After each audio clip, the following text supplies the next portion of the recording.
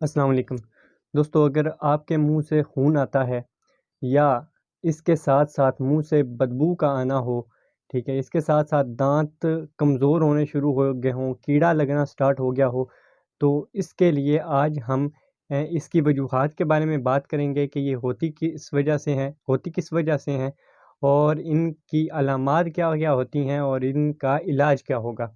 تو یہ ایک ایسا علاج ہوگا جو مطلب آپ گھر میں کر سکیں گے۔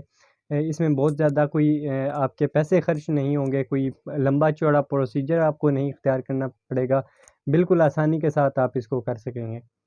تو دوستو، اس کو عام طور پر منہ سے خون آنے کو عام معمولی سمجھا جاتا ہے اور اگنور کیا جاتا ہے، لیکن یہ اگنور نہیں کرنا چاہیے۔ جس طرح آنکھوں سے خون آئے تو اس کو اگنور نہیں کیا جاتا، اس کو ایک بڑی سمٹم مانا جاتا ہے۔ اسی طرح اگر مسوڑوں سے یا دانتوں سے خون آتا ہو تو اس کو بھی اگنور نہیں کرنا چاہیے، اس کو بھی سیریسلی لینا چاہیے۔ چلیے جانتے ہیں اس کی وجہ کیا ہوتی ہے۔ بیسیکلی بچوں میں جو میٹھی چیزیں زیادہ کھاتے ہیں، جو ان کا جو جگر ہے وہ اپنا کام کرنا چھوڑ دیتا ہے، جس کی وجہ سے وٹامن سی کی ابزارپشن پراپر نہیں ہوتی، وٹامن سی جو ہے وہ پراپر نہیں ابزارب ہوتا، جس کی وجہ سے سکری کا مرض جو ہوتا ہے وہ لاحق ہو جاتا ہے، جس سے یہ دانتوں کے نیچے کے مسوڑے خراب ہونا شروع ہو جاتے ہیں۔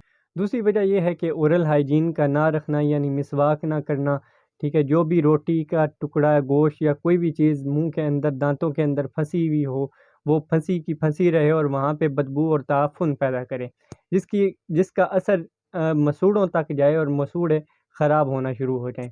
تو ان دو جو چیزیں ہیں ان کو کور اپ کر لینا چاہیے پہلے ہی۔ چلیے چلتے ہیں اس کے سمپل آسان علاج کی طرف، جو آپ گھر میں تقریباً آج کی ڈیٹ میں اس کو آپ 50 روپے میں مکمل طور پر بنا سکتے ہیں۔ تو آپ نے فرسٹ آف آل لینی ہے گندک آملہ سار۔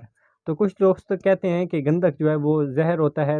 ہاں بالکل، زہر پوائزنس ہوتا ہے، لیکن ہم اس کو شدھ لیں گے، یعنی کہ صاف کی ہوئی گندک لیں گے، جس کو گندک آملہ سار کہتے ہیں، یعنی آملہ کے ساتھ ملا کر اس کو صاف کیا گیا ہوتا ہے، تو اس کو گندک آملہ سار کہتے ہیں۔ یہ آپ نے لے لینی ہے تقریباً 20 گرام۔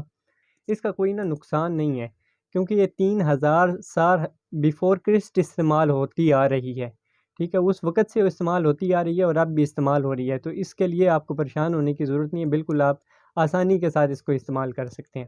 اچھا، اس کا فائدہ کیا ہوگا کہ یہ اینٹی انفلیمیٹری ہے، جو بھی مسوڑوں میں آپ کی جو سوزش وغیرہ بنی ہوئی ہوتی ہے یا خون جس کی وجہ سے آتا ہے یا درد کی کنڈیشن ہوتی ہے، اس کو یہ کلیئر کرے گی، یہ سوزش کو اتارے گی۔ اینٹی فنگل اور اینٹی مائکروبیل ہے، جس کی وجہ سے جراثیم کی گروتھ جو وہاں پر مسوڑوں میں ہو رہی ہوتی ہے، پنپ رہے ہوتے ہیں جراثیم، ان کو ختم کرے گی۔ دوسری چیز اجوائن ہے، جو کہ درد کو ختم کرتی ہے اور ساتھ ساتھ سٹیمولنٹ کے طور پہ بھی کام کرتی ہے، جو کہ آپ کے مسوڑوں کو ایکٹیویٹ کرے گی اور جس سے یہ خون آنے اور بدبو کا مسئلہ اور یہ سارے مسائل ٹھیک ہوں گے۔ تیسری چیز جو اس خاص ریمیڈی میں استعمال ہوگی وہ ہے پودینہ۔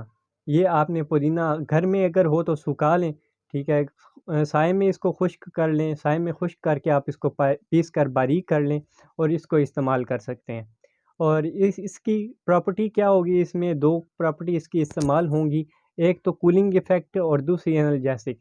یہ درد کو بھی کم کرے گا اور منہ میں ٹھنڈک کا احساس بھی پیدا کرے گا۔